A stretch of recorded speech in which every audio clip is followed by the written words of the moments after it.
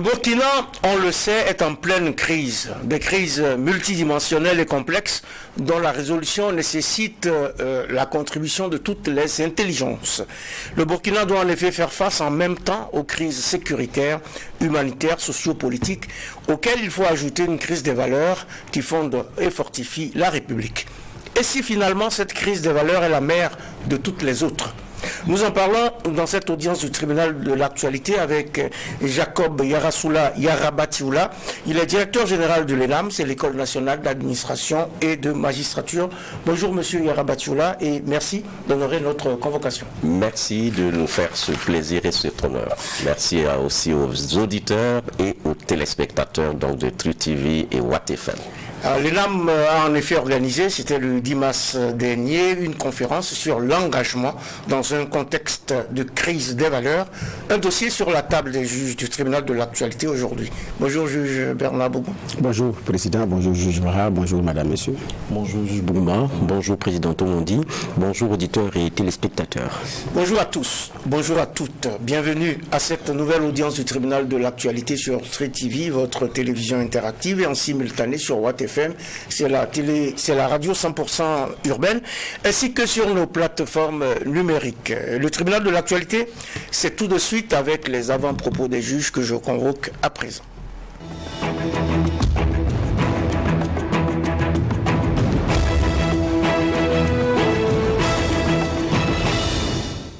Instant privilégié des avant-propos des juges que lance Bernard Bougou. Merci. Mon avant-propos va concerner une décision qui est passée en Conseil des ministres, diriger des camps de déplacés internes au niveau des périphéries de Ouagadougou. Vous savez qu'à un moment donné, d'ailleurs, le ministère de l'Action humanitaire avait interdit des séjours de déplacés internes au niveau de la capitale. En son temps, l'affaire avait soulevé beaucoup de vagues, mais cette fois-ci, l'État prend la responsabilité d'organiser et de créer des sites de déplacés internes et de pouvoir effectivement faire en sorte que ces dames et ces petits-enfants qui mendient au feu, sous le soleil, avec tous les risques, c'est parfois difficile pour l'usager l'usager de la route qui est arrêté au feu, qui veut manifester sa solidarité mais qui n'a pas un rond également dans sa poche. Et parfois c'est très difficile de supporter ces regards-là et qui se demandent comment est-ce qu'on peut aider. Donc, trouver un site pour les accueillir, ça peut permettre certainement aux bonnes volontés qui veulent contribuer beaucoup plus à aider, à prendre en charge de pouvoir le faire. Donc, ça va certainement aussi permettre de faciliter les choses en circulation parce que souvent ce n'est pas facile. Le feu vire au vert, mais pour passer, c'est très difficile parce qu'il y a un enfant, un tout petit enfant qui est venu prendre une pièce de monnaie et qui veut courir, repartir de l'autre côté et avec tous ces risques. Il y a aussi ces personnes âgées, ces dames très âgées qui y sont, avec un soleil qui brûle. Qu'est-ce qu'on fait? Donc je pense qu'il fallait également, en toute sincérité, je pense qu'il fallait y penser pour pouvoir organiser et faire en sorte pour que ceux ou celles qui sont identifiés comme personnes déplacées internes puissent effectivement le faire. J'ai souvent échangé brièvement avec certains qui disent leur localité d'origine, qui expliquent dans des conditions, en quelques minutes, les situations vécues. Donc c'est pas aussi simple. Donc je dis c'est une initiative qui est aussi à encourager. Dans ce contexte actuel, ce n'est pas aussi simple. Très rapidement, mon deuxième avant-propos ici, on a vu cette note où le Premier ministre demande d'avoir tous les dossiers liés au marché public pour viser avant effectivement les exécutions. La question qu'on s'est posée, c'est que maintenant, donc, on aura deux visas. Visa du contrôleur financier et visa du PM. Pour un Premier ministre surbooké, entre audiences, voyages officiels et ou discrets, les dossiers même d'abord de la primature, trouver encore du temps pour regarder ça. Est-ce qu'il aura le temps? Bon, nous étions dans ces interrogations, nous apprenons également que finalement la note a été annulée. On n'a pas eu la preuve matérielle parce que tout se publie et tout ne se publie pas aussi en fonction de ce qu'on veut rendre public ou pas. Et donc, bon voilà. En tout cas, les uns et les autres, c'est beaucoup plus dans les interrogations, mais nous avons appris que finalement la mesure a été annulé. Donc, espérons. Sinon, ça suscite beaucoup de commentaires, beaucoup d'appréhension, parce que ce n'est pas un service du ministère, c'est le visa du Premier ministre qui est très chargé. Ce n'est pas un service qui a été créé rien que pour ça. Donc c'était ça les interrogations, mais bon, là on n'apprend que ça a été annulé, donc je m'arrête là comme avant-propos de ce jour. Une double ration d'avant-propos de la part du juge Bernard Bougma. On écoute maintenant le juge Geoffroy Vara. Oui, merci Président. Mon avant-propos va concerner le passage devant l'Assemblée nationale des ministres de la Défense et ministres des Mines sur des questions assez essentielles. Plusieurs fois sur ce plateau-là, on a rappelé le caractère impérieux de se pencher sur le poumon de notre économie. Il y a différents secteurs qui sont concernés. On sait que l'or, c'est notre premier produit d'exportation, donc première entrée en matière de devises. Et avec la situation sécuritaire, par rapport des 17 000 que nous comptions enfermés, donc ça veut dire qu'il y a déjà un impact. Et le ministre de la Défense qui a rappelé tout de même qu'on est à plus de 13% de baisse de régime pour ce qui est du secteur de l'or, donc c'est forcément impactant pour nos économies. Donc il faut accepter d'y apporter une réponse. La première réponse, c'est sécuriser notamment ces sites-là, celles d'exploitation industrielle. Et il a donné, on va dire, il a donné certaines pistes qui pour nous sont intéressantes et qui devraient forcément avoir des oreilles attentives du côté de ce secteur minier-là qui n'attend rien d'autre que de pouvoir continuer son travail et puis avec un maximum aussi de sécurité et d'accompagnement dans ce sens-là. Et puis il y a aussi une brèche qui a été ouverte sur la question de l'orpaillage. On se rappelle qu'il y avait une mesure pour arrêter l'orpaillage sur toute l'étendue du territoire national parce qu'on sait comment ça se passe. C'est aussi avec des explosifs. Qui dit explosif? Bon, il faut savoir la destination, c'est vraiment un site d'orpaillage ou bien c'est un terrain qu'ils vont miner et qui va emporter encore des forces de défense et de sécurité. Voilà. Et donc ce sont des éléments comme ça qui ont concouru à ce qu'il y ait une prise de décision dans ce sens-là. Il a même dit que là-dessus aussi il y a des réflexions qui sont en train d'être menées sur la sécurisation de certains sites d'orpaillage par exemple les VDPI, c'est des propositions mais ce sont des éléments sur lesquels ils sont en train de faire des réflexions. J'ai dit, on fait la guerre, c'est vrai, mais il ne faudrait pas oublier qu'on risque d'être asphyxié ou en manque d'oxygène financier. La guerre a un coût et ça s'accompagne avec une économie forte et résiliente. Et pour ça, il faut construire les conditions de cette résilience-là. Ce n'est pas seulement que dans le secteur minier, il y a beaucoup d'autres secteurs qui aujourd'hui aussi attendent un bol d'oxygène. J'ai dit c'est pour ça qu'on a un exécutif qu'on attend sur ce terrain-là. Il y a un président qui nous a dit le front, c'est ma priorité, le front, confiez-le-moi. Le reste, il y a des gens qui vont travailler à cela. C'est un exécutif qu'ils retroussent les manches et qu'on les sente vraiment sur ce chapitre-là en train de donner des solutions. Les solutions jusqu'à présent on les attend. Bernard parlait d'une sortie tout à l'heure avec une note dont on n'entend plus parler. C'est pas ça forcément qui est le plus intéressant. Trouvez-nous des solutions, trouvez-nous des pistes. Travaillez avec les acteurs des différents secteurs pour qu'il y ait un bol d'oxygène donné à chacun d'eux parce qu'on a une économie qui est en train de crouler aussi sur le poids de beaucoup d'éléments. L'économie de la guerre et la guerre de l'économie, il va falloir donc trouver le juste milieu et que l'économie soit forte pour accompagner cet effort de guerre. Ces trois avant-propos que nous avons eu aujourd'hui pour cette troisième audience du tribunal de l'actualité. C'est la troisième audience donc de cette semaine qui s'intéresse à la crise des valeurs au Burkina avec Jacob Yarasoula Yarabatioula. Il est directeur général de l'ENAM. L'ENAM, vous le savez, c'est l'École nationale d'administration et de magistrature, à qui les juges adressent maintenant quelques questions de généralité. Bernard Bougma. Merci. Alors, l'ENAM était rentré dans une dynamique d'investissement sur le plan des infrastructures avec l'appui des opérateurs économiques burkinabés, donc des infrastructures pour les formations, pour le bien-être, je parle des terrains de sport et tout. Aujourd'hui, à quel niveau se trouve l'exécution de ces chantiers titanesques qui avaient été engagés au niveau de l'ENAM? Bonjour juge Bougma, bonjour donc à chacun et merci donc de me faire l'honneur d'être sur votre plateau, en même temps sur vos ondes. Moi je voudrais d'abord féliciter Watt FM et l'ensemble des médias du Burkina pour ce qu'ils font dans la construction de la nation. Nous traversons des moments très difficiles et nous voyons tout l'apport des médias professionnels dans la construction non seulement de la paix, mais également du vivre ensemble. Nous nous voulons justement par ces faibles mots dire notre reconnaissance à l'ensemble justement du personnel donc de Watt FM et de Tru TV pour cette construction, cette co-construction de la paix et également donc du vivre ensemble. Ceci étant, pour ce qui concerne la question du juge Bourma, c'est vrai et c'est le moment aussi donc de le dire, nous avons donc des frères qui se sont engagés pour accompagner une institution de formation des cadres de l'administration publique, mais également des collectivités territoriales. Ce sont des fils et des filles de ce pays qui, à un moment donné, ont entendu le cri de cœur de notre école, l'École nationale d'administration et de magistrature, quant à la question justement donc des infrastructures. Donc nous avons à l'ENAM autrefois des infrastructures donc de petite capacité, des salles qui prennent 20, 30 personnes, parce que l'habitude de l'État, c'est de nous envoyer 3, 4, 5, 20, 80, maximum 100 recrutés donc dans les différents concours. Maintenant, il y a des hommes et des femmes qui pensent que l'ENAM est un label et s'inscrivent sous titre. Donc ça augmente donc les effectifs. Premier fait. Le deuxième fait, c'est que nous commençons à recevoir dans notre école des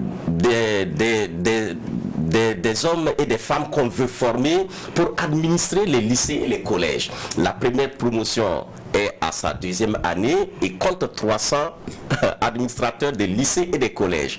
Et nous venons d'accueillir encore 300.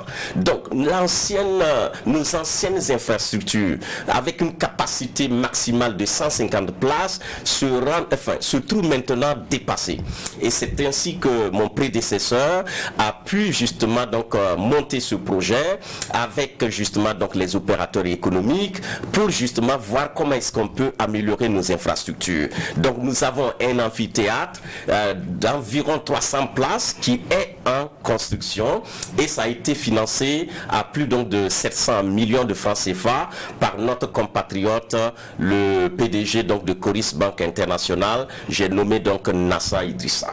Donc cette infrastructure est à la phase donc de finition. Si vous passez à l'ENAM, vous allez voir que les induits en matière de peinture et autres sont en train donc d'être posés. La plateforme au niveau donc des pavés est terminée et que tous les terrassements autour donc de cette infrastructure sont pratiquement terminés. Ce qui reste, c'est la pose justement des chaises et du mobilier et l'équipement justement donc des différentes salles connexes.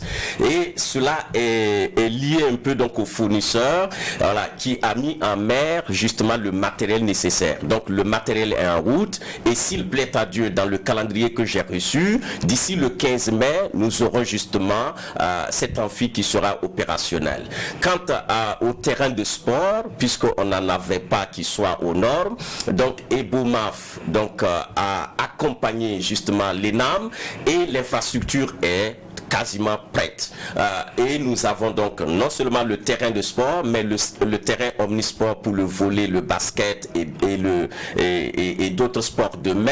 Voilà, à l'arrière justement donc de ce terrain, tout cela est déjà prêt. Et si vous vous rappelez, lors de la sortie des élèves en décembre dernier, c'est sur cette pelouse que nous avons pu tenir cette cérémonie. Maintenant, la troisième infrastructure majeure, c'est une bibliothèque numérique, voilà, qui est offerte gracieusement par Canis International, donc Inoussa Kanazoé, et qui est aussi à la phase, donc les grosses œuvres sont terminées, nous avons pratiquement 80% donc des œuvres qui sont bouclées et il reste maintenant à terminer. Il y a d'autres personnes qui ont fait des promesses mais qui ne se sont pas encore exécutées. Donc c'est l'occasion pour nous de leur dire que l'ENAM est en attente donc de leurs promesses pour justement le bonheur donc de tous ceux qui sont formés à l'École nationale d'administration et de magistrature. C'est véritablement l'occasion pour nous de dire que c'est des millions que les compatriotes ont accepter d'investir pour le bien commun, pour l'intérêt général. Et ça fait chaud au cœur quand on voit donc des Burkinabés qui sont dans le secteur privé, dans l'entrepreneuriat et qui s'intéressent à l'action publique. Je pense que ça, nous ne cesserons de dire merci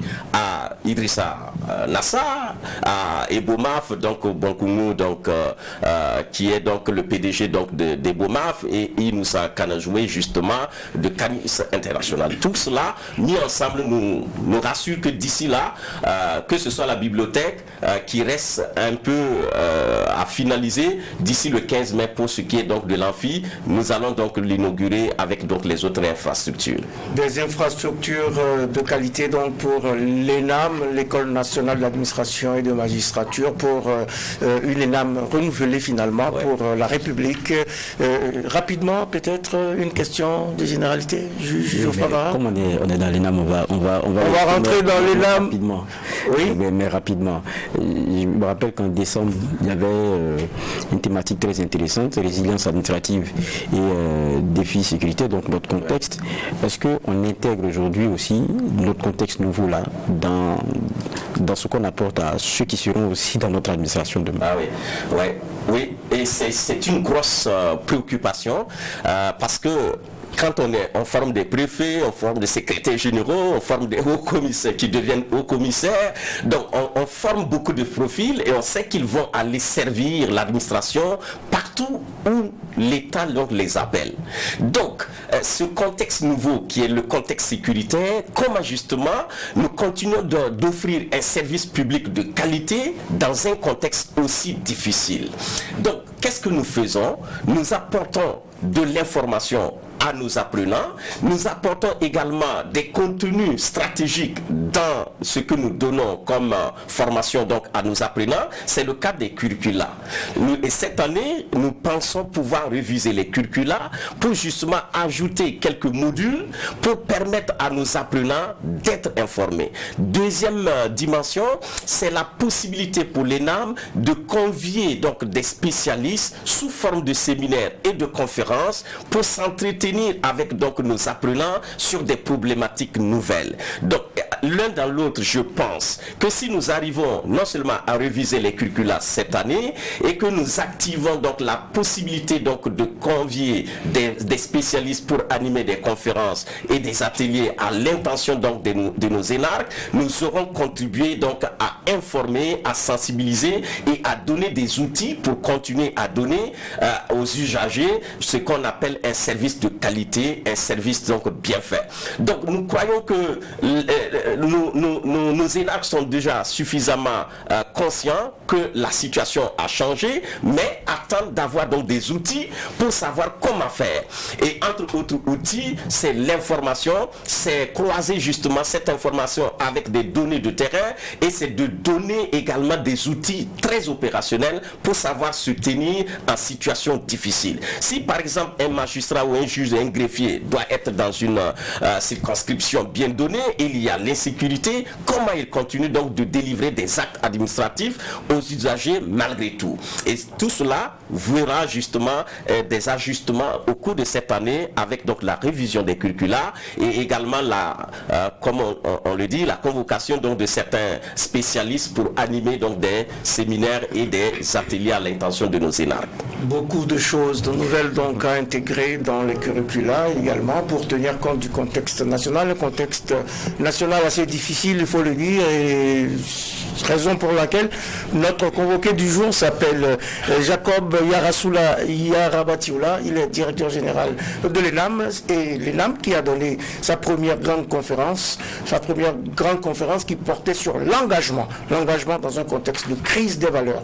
Mais est-ce à dire finalement que l'ENAM cherche elle aussi une thérapie efficace à cette crise des valeurs dont on parle tant, mais contre laquelle on semble ne pas véritablement agir? Non, je pense que l'ENAM, c'est d'abord une école de formation, mais de transformation. L'ENAM comme une réponse aux questions donc de modernisation de notre administration publique. L'ENAM comme étant une réponse également à la crise des valeurs. Parce que nous sommes là et nous accueillons chaque année des dizaines, des centaines donc d'étudiants, d'élèves fonctionnaires ou de fonctionnaires élèves qui passent de façon stratégique par l'ENAM et qui vont servir la nation.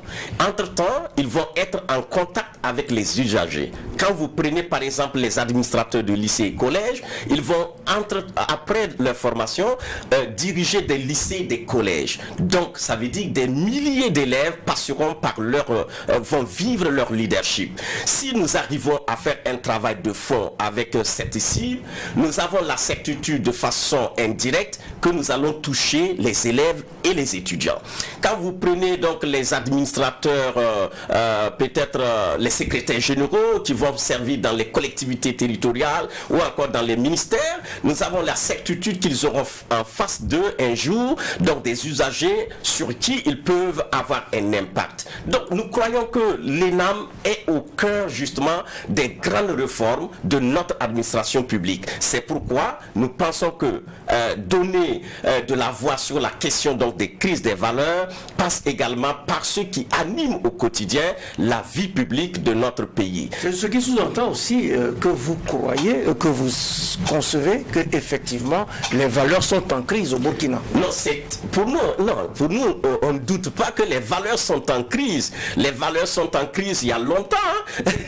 Les valeurs sont en crise. Quelqu'un a dit depuis que donc la morale agonise. Non, c'est au pays des hommes intègres. Voilà. Il ne faut vraiment pas qu'on se trompe d'analyse. Donc les faits sont là. Chacun maintenant cherche à apporter une solution, une réponse, parce que les crises sont visibles. Quand vous prenez la question donc de solidarité, on n'a pas besoin de faire un dessin pour que les gens sachent que la solidarité a foutu le camp, pour m'exprimer ici. Si vous prenez la question du respect et du caractère sacré de la vie, qu'est-ce qui se passe tous les jours? Si un de nos fils ou une de nos filles aujourd'hui est capable de tirer sur quelqu'un d'autre qui est compatriote, d'ôter la vie même de ses propres parents pour une cause qui ne vaut même pas la peine, donc moi je crois que la crise des valeurs est patente.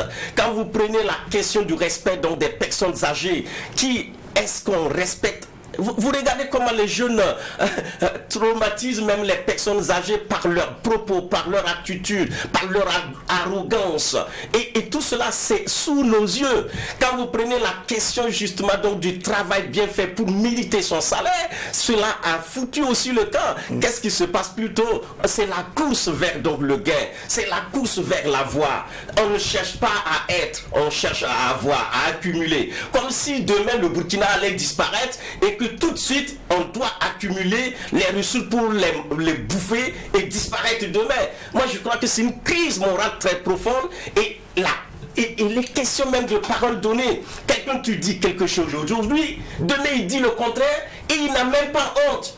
Donc, alors les gens n'ont même plus peur d'aller en prison. Les gens n'ont même plus peur donc d'être mis en cause. Quand on parle de façon négative, ils s'en foutent pourvu qu'ils gagnent ce qu'ils veulent. Nous pensons que la situation est assez grave. Elle a commencé il y a longtemps, mais la thérapie n'a pas été toujours efficace et nous voulons contribuer en tant qu'école dans la réflexion. C'est pourquoi la question donc de cette thématique avec donc le professeur Laurent Bado, et nous avons pensé que tout cela, avec la notion de l'engagement, nous allons donc arriver un tant soit peu à sensibiliser, à conscientiser et apporter quelque chose. Et c'est de tout cela dont nous allons parler. Nous n'avons pas beaucoup de temps malheureusement, mais nous allons quand même essayer de mettre les balises qu'il faudrait. Plus vale homo, disent les latins, l'homme vaut plus par ce qu'il est que par ce qu'il a, mais malheureusement nous sommes, vous l'avez souligné, dans une morale qui agonise. C'est Bognessan Arsène qui a eu cette formule il y a des années, et vous l'avez également dit, nous sommes en pleine crise des valeurs. Juge Bernard Bougma. Oui, justement, mais je pense que c'est beaucoup plus lié aux questions d'éducation, où on a mis l'avoir avant l'être et le faire. Donc on n'apprend pas à être, On n'apprend pas à faire avant d'avoir. On veut sauter pour aller avoir. Donc on a sauté 2 étapes qui sont, à mon sens, très importantes. Parce que la question principale, c'est qui je suis, qu'est-ce que je veux faire pour avoir quoi.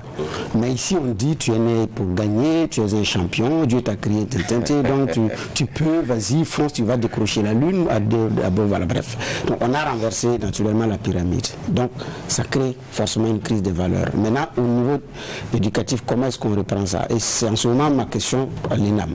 Vous formez des énarques, vous formez des administrateurs. Je pense que c'est dans ce sens-là que la formation militaire a été adjointe au programme. Donc, parce qu'il faut créer le nouvel administrateur burkinabé. Qu'est-ce que vous mettez dans la tête de ces administrateurs-là? Parce qu'il y a parfois des documents qui fuitent aussi par le fait des agents de l'État. Et ça fait partie aussi de la crise des valeurs. Qu'est-ce qu'on leur dit à l'école? En dehors des questions techniques qu'on leur enseigne, sur les questions d'être. Non, merci pour cette question. Moi, je pense que la question de la formation, à cette question, il faut ajouter la question de l'éducation. Parce que nous recevons des élèves fonctionnaires et des fonctionnaires élèves pour donc une formation. Et nous pensons qu'il est aussi urgent d'ajouter la dimension éducation. Parce que nous avons très souvent de grands garçons, mais qui ont aussi toujours besoin d'être éduqués sur certaines choses. Il y a des gens qui ont traversé leur jeunesse comme de façon, sans avoir une base, une référence. Je pense qu'en passant par les dames, non seulement tu recevras une formation de haut niveau, mais également tu recevras une éducation et nous ferons de notre mieux pour te dire les éléments d'éthique, les éléments de déontologie liés à ta profession, liés à tes futures responsabilités. Quand vous prenez la question justement donc de l'éducation, vous avez parlé donc de la formation militaire, il ne faudrait pas, à mon avis, attendre que les éléments arrivent à l'ENAM pour être sous le drapeau. Il faut que chaque individu qui naît au Burkina Faso ait justement à répondre devant justement ce drapeau, qu'il puisse être convoqué sous ce drapeau quand il a 17-18 ans. Voilà, qu'il le réponde et qu'il ait une formation adéquate. Parce que quand tu commences à avoir 25, 24, 25, 30, ça devient difficile. C'est comme du bois sec qui est difficile à redresser. Mais quand nous, on a expérimenté donc la formation militaire, on a vu donc des retours assez positifs qui disent que non, la formation m'a rendu sensible à ce qui est utile pour notre pays. Et quelqu'un a même dit, quand je vois un symbole de l'État, j'ai du respect et cela me fait frémir. Hier, quand nous étions en train de descendre le drapeau à l'ENAM, le soir à 17h30, j'ai dit, ce tissu, ce morceau de tissu que vous voyez, c'est celui qui nous donne un sens à notre existence. C'est celui qui nous unifie et qui nous réunit. C'est ce drapeau, ce morceau de tissu-là, c'est lui qui nous fait respirer pour ce pays, pour l'intérêt de ce pays. Respecter ce morceau de tissu, parce qu'au-delà de ce morceau de tissu, il y a l'unité que nous allons promouvoir, la cohésion, au-delà donc de nos religions, de nos ethnies, de nos positions sociales. Donc, quand on forme, on a la certitude qu'on aura donc des hommes et des femmes qui vont être donc à la hauteur donc des défis de notre pays.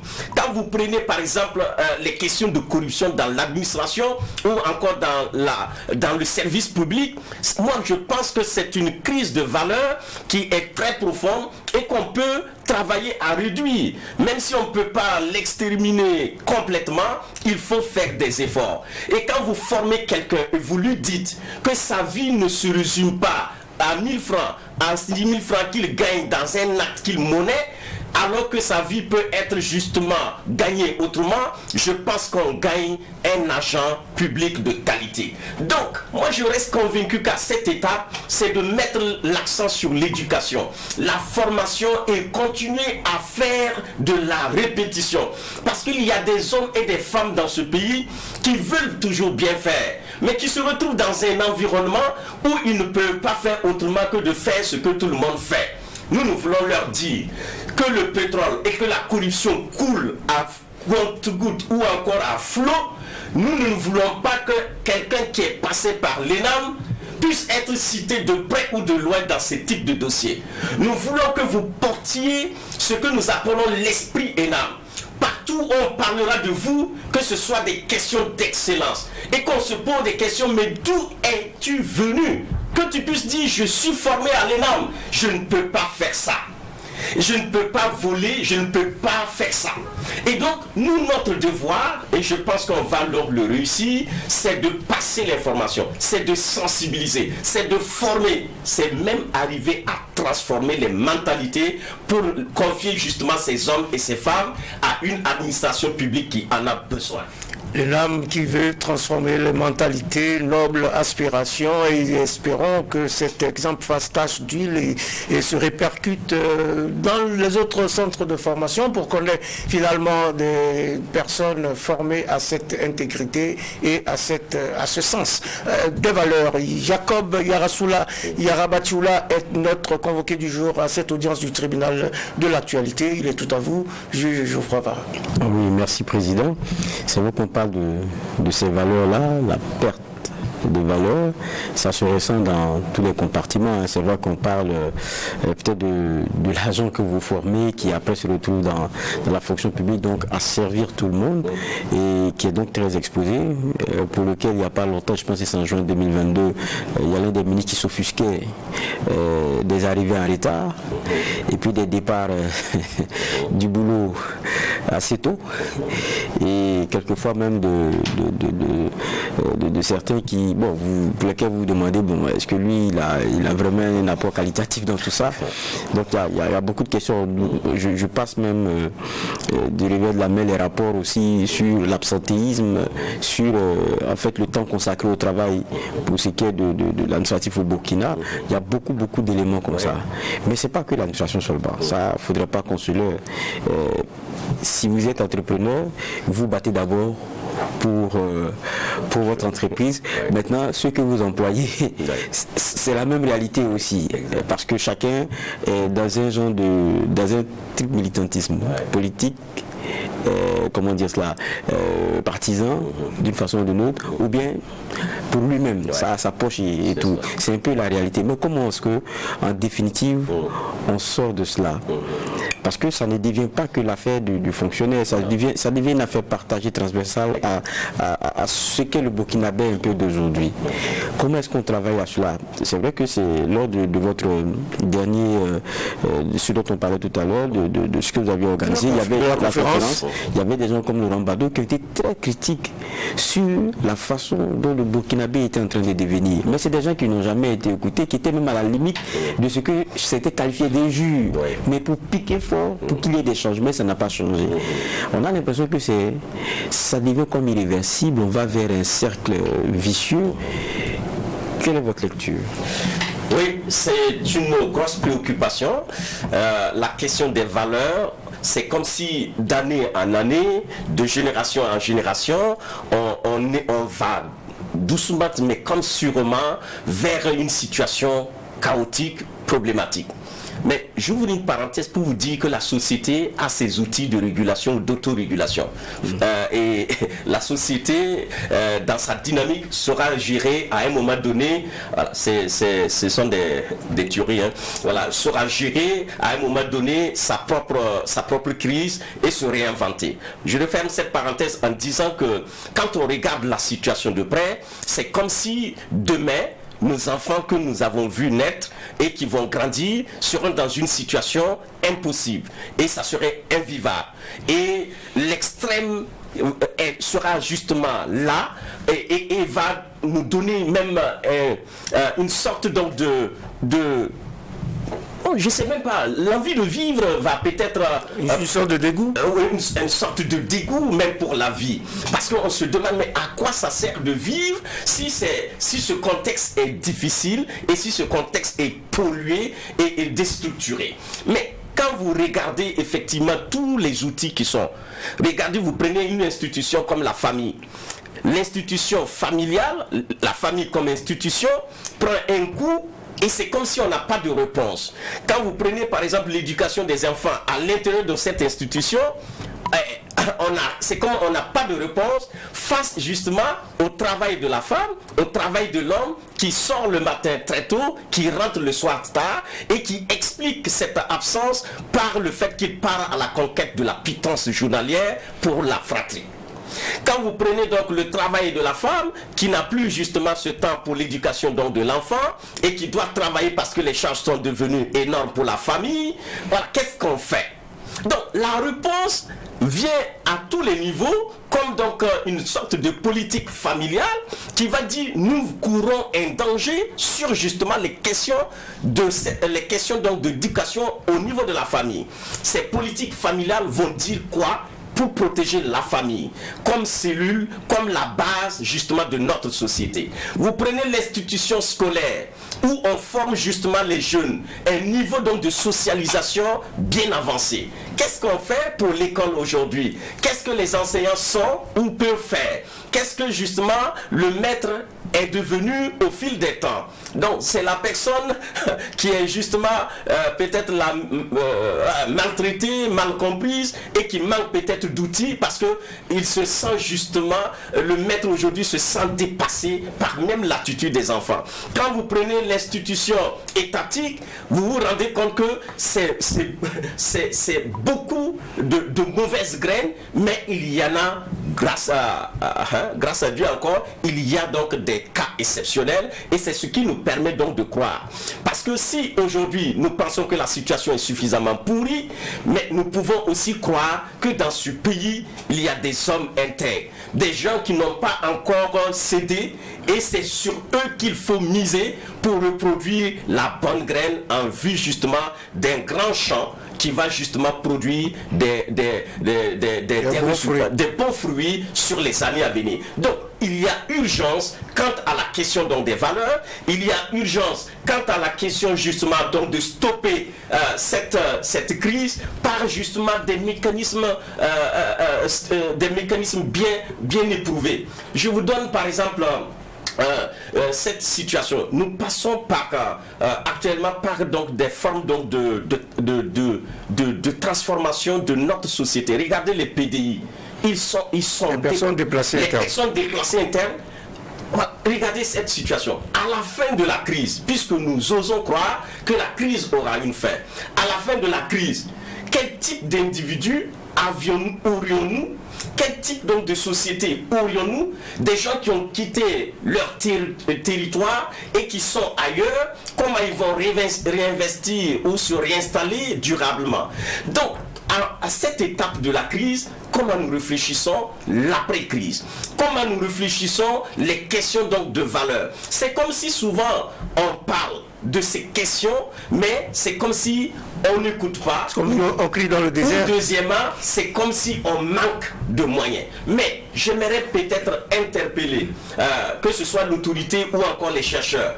Il y a des possibilités que les intellectuels, les chercheurs puissent proposer des choses à l'État pour justement prémunir notre pays donc de la décadence. C'est possible avec des outils. Il faut essayer, même si on échoue, on va essayer d'autres outils. Mais ne pas du tout essayer, je pense que ça peut être difficile à accepter dans les années à venir. Donc moi je reste convaincu.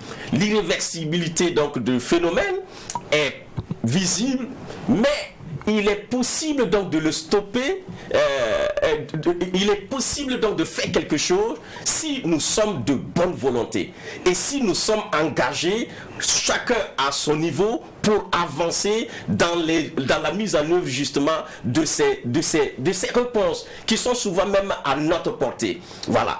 Est-ce que vous prenez 10 minutes pour vos enfants tous les jours, le matin comme le soir? Est-ce que vous vous donnez l'obligation d'avoir du temps pour la famille? Est-ce que vous avez l'obligation d'avoir un temps de qualité avec les membres de votre famille? Est-ce que vous avez conscience que vous servez l'intérêt général et que pour l'intérêt général, vous devez faire l'effort d'être à votre poste aux heures indiquées et servir la nation?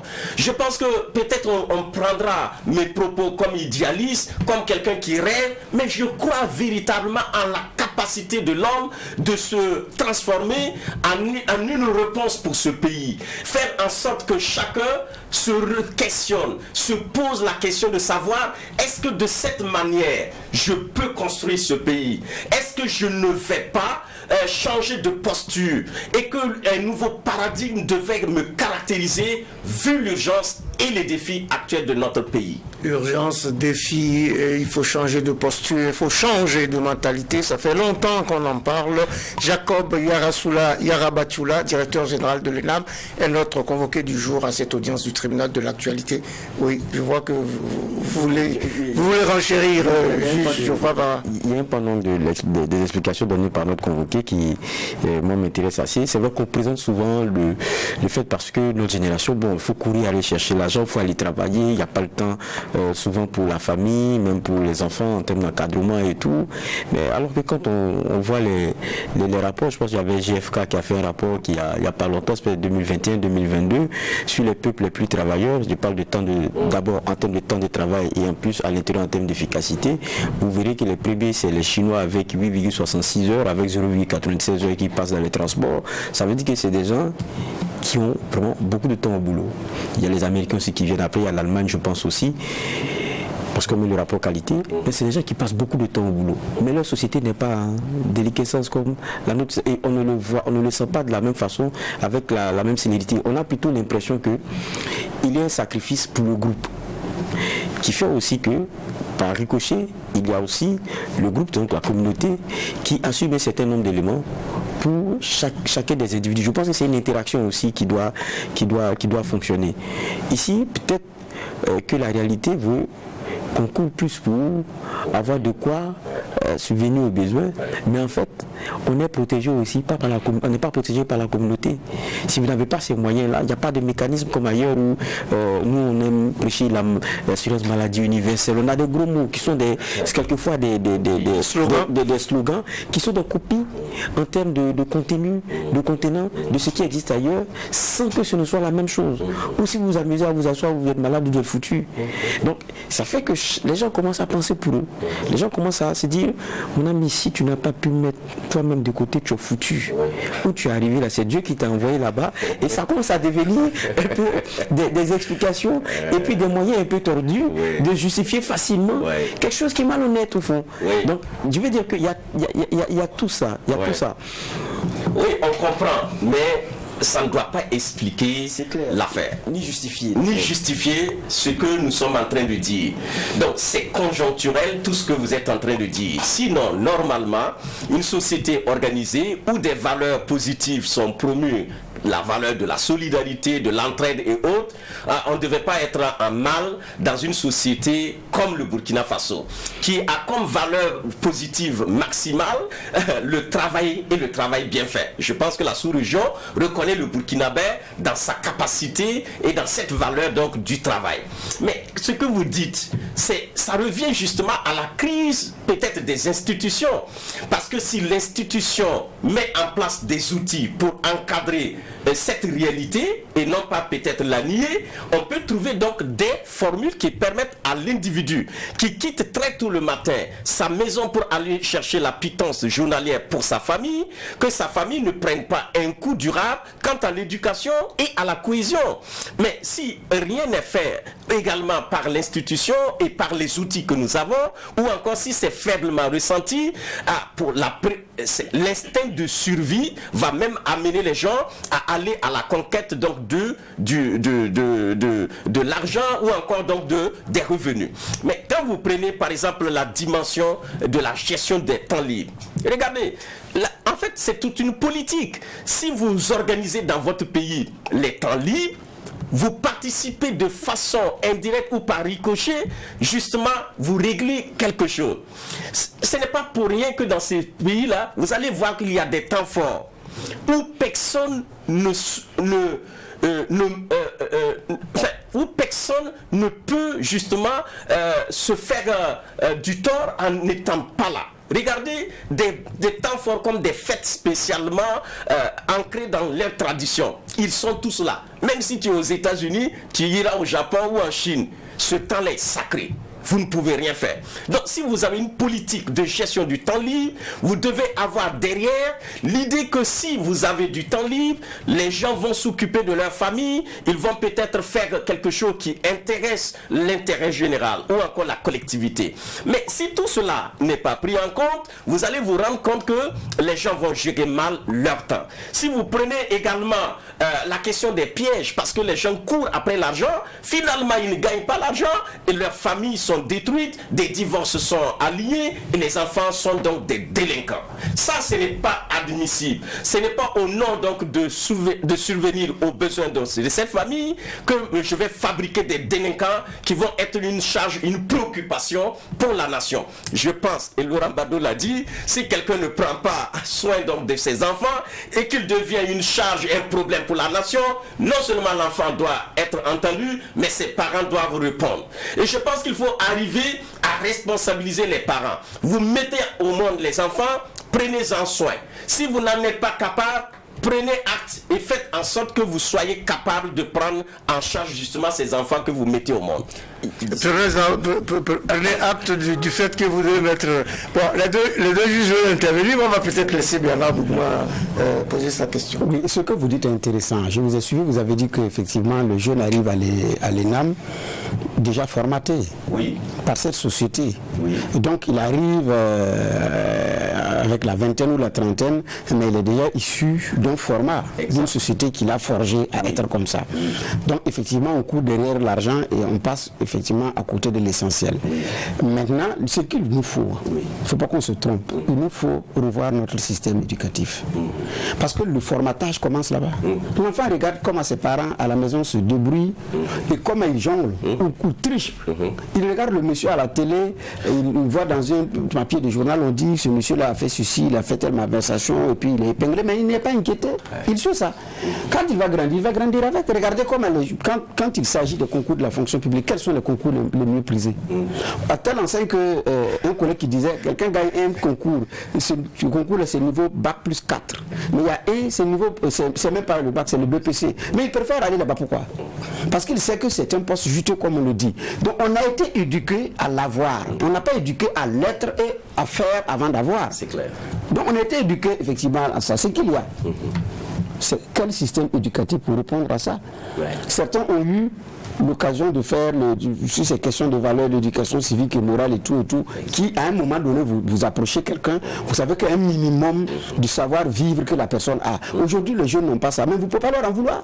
Il y a plein de jeunes qui sont insolents, qui sont impolis, qui ne sont pas attentionnés, vous ne pouvez pas en vouloir à l'enfant. C'est un produit d'une société. Et un enfant, c'est l'investissement que vous allez mettre en lui qu'il va vous donner. Vous ne lui mettez dans la tête que des lettres et des chiffres, il ne va vous donner que des lettres et des chiffres, parce que vous ne lui avez pas appris à savoir vivre ou à savoir être avec les uns et les autres. Je pense, de mon point de vue, ça c'est un commentaire que je fais, on va beau tirer à boulet rouge sur la génération actuelle, on va beau la critiquer, mais si on va rester à ce stade-là, sans courage de réformer notre système éducatif, nous sommes en train de cloner en fait, on est en train de nous cloner. C'est les enfants que nous sommes en train de mettre au monde là. C'est notre reflet et ça va être toujours comme ça. Non, je pense que vous avez touché le fond du problème, la question de l'éducation. Mais je rappelle que les réflexions sont abondantes pour voir comment on peut régler les questions donc de système éducatif et quels sont les acteurs. Ce ne sont pas, à mon avis, les réflexions qui ont manqué depuis toujours. C'est comment de façon courageuse nous allons essayer des choses pour voir leurs limites ou encore voir leurs forces. Osons justement inventer un système éducatif holistique global pour notre pays et faisons en sorte que dans ce pays, nous ayons donc des hommes et des femmes qui ont le sens des valeurs, l'intégrité, la solidarité, la parole donnée et bien d'autres valeurs positives. Moi, je crois que ce n'est pas tard. Si c'est tard, c'est que nous sommes foutus. Nous allons croire que c'est encore possible et travailler à ce que nos enfants qui naissent aujourd'hui ou qui sont déjà adultes puissent prendre conscience que le chemin tracé ou le chemin qu'ils ont pris, c'est un chemin impossible et que le chemin qui vaut la peine d'être pris pour l'intérêt donc général, c'est le chemin qui est parsemé donc de bonnes valeurs. Faisons en sorte que ceux qui sont de bonne volonté puissent avoir ce que j'appelle des références. Parce que si tu es un modèle pour quelqu'un, il aspire à être comme Bougma, il aspire à être comme quelqu'un. Voilà, il a une référence. Mais si dans son environnement, il n'aspire à devenir que ce que peut-être il voit autour de lui, on est foutu. Donc c'est de faire en sorte que nous ayons donc des modèles, que nous puissions construire des modèles à tous les niveaux, de sorte à ce que quand il dit que tous les douaniers volent, qu'il puisse dire, qu'on puisse lui dire, ah voici un tel, il ne vole pas. Qui s'il dit que je sais pas, mais voilà, telle personne se comporte mal, qu'il aspire à ce qu'il puisse dire bon, j'ai un tel qui m'inspire un modèle. Donc si on n'a pas de modèle également, nous allons prêcher tous les jours, mais ils vont sortir te dire hey, on a vu un tel. Et ce qui est préoccupant, c'est qu'ils sont même capables de te dire que la vie est courte, je vais vite m'attraper les choses, et c'est comme ça qu'il s'exprime. Je vais vite faire les choses parce que demain je peux mourir. Alors que la vie là, la qualité de la vie, ce n'est pas en lien avec ce que tu auras eu, mais en fait de ce que tu auras fait, de ce que tu auras pu transmettre à ta génération et à la génération qui suit. Alors il nous reste à peine 1 minute d'émission. Je vais laisser juge Geoffroy Vara intervenir une dernière fois, 30 secondes, et 30 secondes également pour notre convoqué du jour. Quand je parlais de la Chine, je voulais invoquer quelque chose. Je pense qu'il y a un mot qui est sorti, il a dit tradition. Tant que vous n'êtes pas... Parce qu'il faut avoir un repère. La morale, comme on l'enseigne dans nos établissements, morale civique, là, c'est arriver à des pratiques et à des valeurs qui ramènent à la citoyenneté dans ce qu'on prêche démocratie ou voilà, beaucoup d'autres éléments comme ça. Mais nous, notre repère, là, c'est lequel? Si nos repères sont évolutifs et changeants, ça va être problématique. Alors, je crois que c'est ça le problème. Nos repères, c'est lesquels? 30 secondes, nos repères les plus profonds, c'est notre culture. C'est cela. Et je pense que les leviers sur lesquels il faut activer, c'est nos cultures, c'est notre culture. Il faut faire en sorte que ce que nous sommes au fond de nous-mêmes soit connu, soit aimé, soit promu. Et il y avait un dossier d'amener et d'animer justement la question de la valorisation de la culture et des arts dans le système, dans les ordres donc de l'enseignement. Faisons en sorte que dès notre jeunesse, dès donc notre bas âge, que les fils et les filles de ce pays, les petits-enfants, aient un cœur qui bat pour ce pays. Faisons en sorte que pour rien au monde, ils ne jettent une pierre contre ce pays, mais au contraire des bottes de terre pour construire la nation. Faisons en sorte qu'ils aient un cœur qui bat pour ce pays, c'est très bien dit et ça sera le mot de la fin. Ainsi s'achève cette audience du tribunal de l'actualité. C'est la 3e de la 11e semaine de l'année 2023 où il a été question de l'engagement dans un contexte de crise des valeurs avec Jacob Yarasoula Yarabatioula, directeur général de l'ENAM, l'École nationale d'administration et de magistrature. Merci monsieur Yarabatioula d'avoir honoré notre convocation. On aura le plaisir de vous recevoir à nouveau parce que cette crise des valeurs vous préoccupe et on doit pouvoir en parler pour faire de la pédagogie. Merci pour l'invitation. Merci au juge Bernard Bougma. Merci. Merci à Geoffroy Vara et merci aux équipes techniques de réalisation ainsi qu'à vous tous, auditeurs et auditrices de Watt FM, téléspectateurs et téléspectatrices de Tri TV pour votre attention et pour votre fidélité. Rendons hommage tous les jours à toutes nos forces combattantes et prompt rétablissement aux blessés et aux malades. Engageons-nous tous pour une république des valeurs et prenons soin les uns des autres. En attendant la prochaine audience du tribunal de l'actualité, c'est déjà demain, mêmes heures, mêmes antennes, avec un maillet toujours aussi juste, incisif et sans complaisance.